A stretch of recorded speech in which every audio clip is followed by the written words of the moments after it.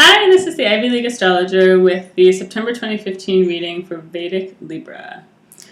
So the first card out for Vedic Libra is the Nine of Swords in reverse, followed by the Two of Pentacles. I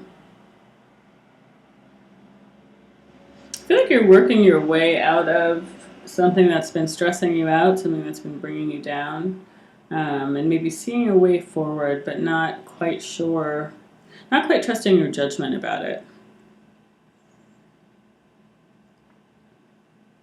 But I feel like you're pulled to do something, pulled to move towards something or someone that seems like an ideal to you, seems like something that would kind of solve your problems and help to end your childhood in a way, help you to move forward into adulthood. For some people, help you to move forward into adulthood in a more serious way.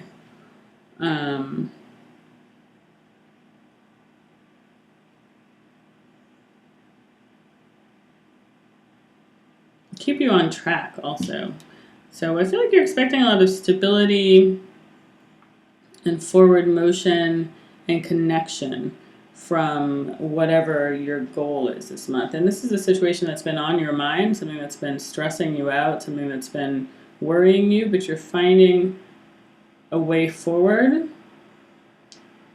But you may not sort of trust your own mind. I feel like you want it so much and it's so important to you that you're not quite sure how to proceed.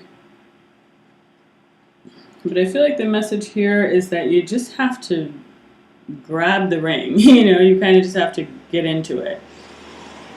You have to just go for it.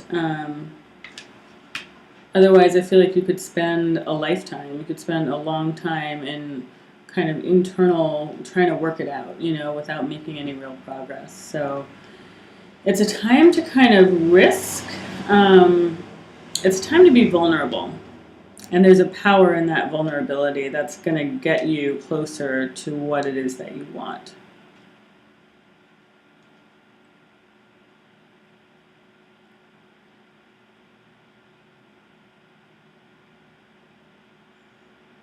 Yeah, again, it's time to ask for what you want. Ask for what you really want. Because I think it can come to you faster than you think even. But that may be part of the fear. It may be something that you want, but then you're afraid of what you would do if you actually got it. So the advice here is also to sort of let down your guard about winning this or about, the victory. Let down your guard and allow yourself to move forward in the way that you're being pulled. So this is definitely a time to listen to your heart. That's what it is too.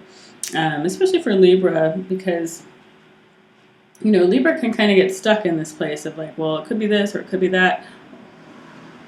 Or maybe I should do this or maybe I should do that. It just really wants to drift off camera. But, that's like sort of like, one of the Libra Achilles heel kind of things is that you can be overly evaluative of a situation. And this is really strongly urging you to go on what your heart is saying, not to depend on what your head is saying, but to move forward with what your heart is saying, even if it feels scary, So, this is coming up next to the Magician as well. So it's like, if you lead with this vulnerability of heart, if you lead with what your heart is telling you, even though there's maybe some obstacles or some difficulties or whatever, that's what's going to get you to where you need to be. And I feel like it's not your MO. It's something that you're afraid to do, but it's really going to have very high returns for you. And it's also going to get you into a more balanced place where you are doing a bit more of like what it is that you're supposed to be doing. I feel like it's helping to get you on this path that you have to kind of, again, submerge the head to the heart. You have to allow the heart to lead you. If you kind of get overly stuck in going back and forth in your mind, I feel like it's just a trap for you that's going to keep you kind of permanently from what you're really looking for, from what your heart is asking for. So that's something that you need to resolve in order to be able to move forward, not just in this situation, but onto the next phase of your life.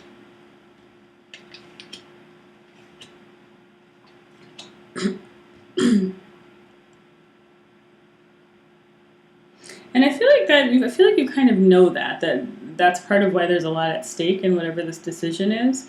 It feels like you're kind of, by the end of the month, you're kind of taking time out to evaluate, well, what happens if I do plunge in, and what happens if I don't say anything? And I feel like that forces you to act, like once you kind of sit down with both your head and your heart and you say, well, what is it if I just stay here?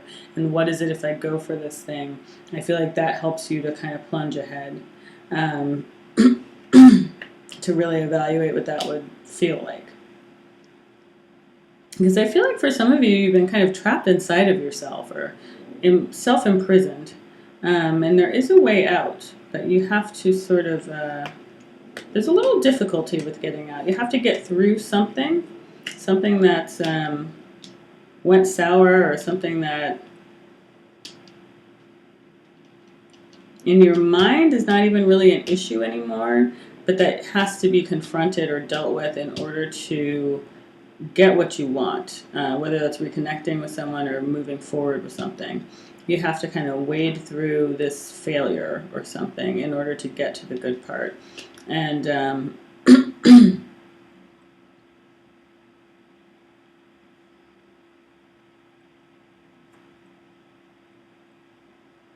I feel like if you ask for help internally, like if you ask the universe, ask God, pray for help, you'll get it. And if you kind of ask a wise friend for help, you'll get good advice, good counsel. That's going to help you kind of get past this hump that you don't want to really go through to get to the good stuff on the other side. Because there is good stuff on the other side, is what I'm seeing. So, yeah. You just have to, this is a month where you're kind of going up the roller coaster a little bit like this. And you've got like a little, you got that like anxiety and anticipation. And then once you get over the hump, you're like off and running, Except for not quite. So it definitely is the feeling of going up the roller coaster, but I feel like that's part of the fear too, is that you're going to plunge too quickly. And that's not what I'm seeing here. What I'm seeing is that there's the fear of going up, but then it's actually like a very, it's a livable, curve on the other side. It's not a plummet down. It's like a even keel. So I feel like it's overcoming the anxiety, overcoming the fear. That's the real work this month. And what's on the other side of it is pleasant, is good. So yeah, definitely lead with your heart this month. So that's what I'm seeing for Vedic Libra for September 2015. I hope that is helpful. And please do get in touch if you'd like a personal reading. My email address is theivyleagueastrologer@gmail.com. I'm now offering phone readings, which is a new thing for me. And my link for scheduling is down below. Please note that all the times on there are in Pacific time because I'm in California. Okay, thanks so much for watching, and I'm wishing you the best. Thanks.